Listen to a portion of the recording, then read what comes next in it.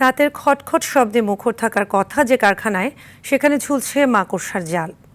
নানা জটিলতায় দীর্ঘদিন বন্ধ হয়ে পড়ে আছে দিনাজপুরের ঘোড়াঘাটের কোটি টাকার তাঁত শিল্প প্রশিক্ষণ কেন্দ্র। এতে যেমন নষ্ট হচ্ছে যন্ত্রপাতি, তেমনি চুরি হচ্ছে মূল্যবান সরঞ্জাম। আর কর্মসংস্থান হারিয়ে বিপাকে পড়েছেন ক্ষুদ্র নৃগোষ্ঠীর শতাধিক পরিবার।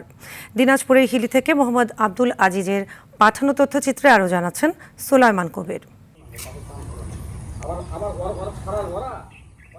ক্ষুদ্র নিজ জনগোষ্ঠীর জীবনমান উন্নয়ন ও কর্মসংস্থানের লক্ষ্যে 2017-18 অর্থ বছরে দিনাজপুরের ঘোড়াঘাটের ইসলামপুরে গড়ে তোলা হয় বহুমুখী তাঁত শিল্প ও প্রশিক্ষণ কেন্দ্র।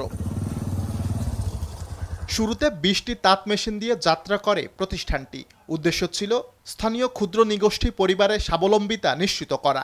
তবে প্রতিষ্ঠার কিছুদিন পরেই আর্থিক সংকটে বন্ধ হয়ে যায় উৎপাদন। বর্তমানে পরিত্যক্ত অবস্থায় পড়ে থাকায় নষ্টের পাশাপাশি চুরি হচ্ছে মূল্যবান যন্ত্রপাতি ও সরঞ্জাম। ফলে পুরোপুরি হুমকির মুখে পড়েছে প্রকল্পের ভবিষ্যৎ। তাঁত শিল্প আর কি যখন চালু হয় তখন অনেক লোকের কর্মসংস্থান হতো, বা এখানে লুঙ্গি, শাড়ি অনেক কিছু উৎপাদন হতো, এখানে বাইরে বিক্রি হতো আর কি।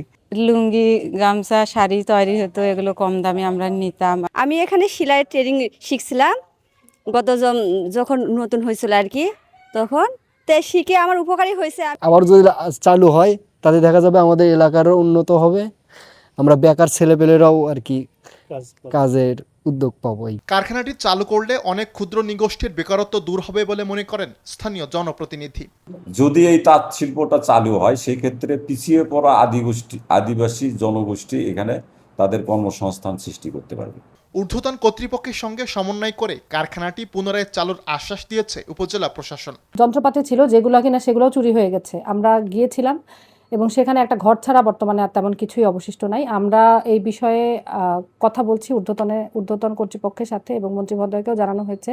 কারখানাটি পুনরায় উৎপাদনমুখী হলে স্থানীয় ক্ষুদ্র নৃগোষ্ঠীর আর্থসামাজিক উন্নয়নে গুরুত্বপূর্ণ ভূমিকা রাখবে বলে মত সংশ্লিষ্টদের। সুলাইমান কবির, RTV।